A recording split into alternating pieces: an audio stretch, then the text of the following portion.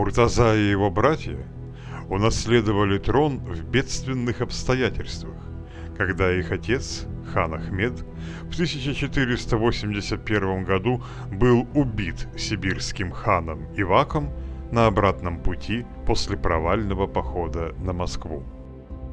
Сыновьям Ахмеда посчастливилось избежать гибели и плена, но они оказались в безвыходном положении. Их войско разбежалось, а кочевую ханскую ставку со всем имуществом Ивак угнал в Сибирь.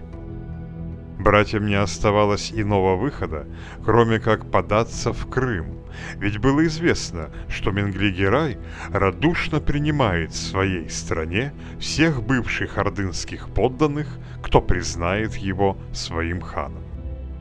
Их расчет оправдался. Менгли-Герай охотно предоставил им убежище. Но беженцы обманули его.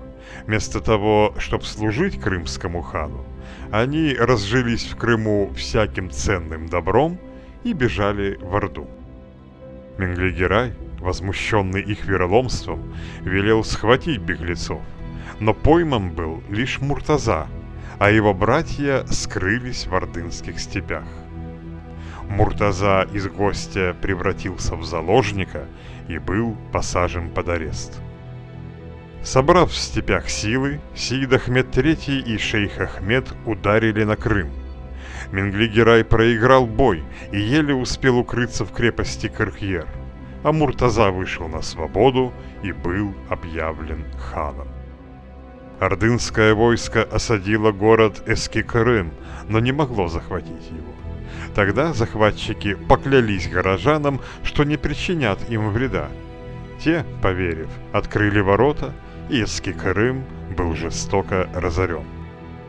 После этого Муртаза с братьями решили разграбить османский Кефе, но турки вывели против них артиллерию, и это решило исход дела. Ордынское войско не имело пушек и было беззащитно перед орудийным огнем. Получив сокрушительный отпор, Муртаза и его братья бежали.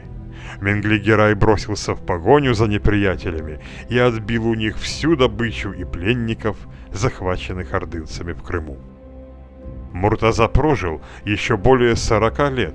Он дважды занимал престол в Орде как соправитель своих братьев Сеида Ахмеда III и Сеид Махмуда, а затем обосновался на Северном Кавказе, где и провел остаток жизни.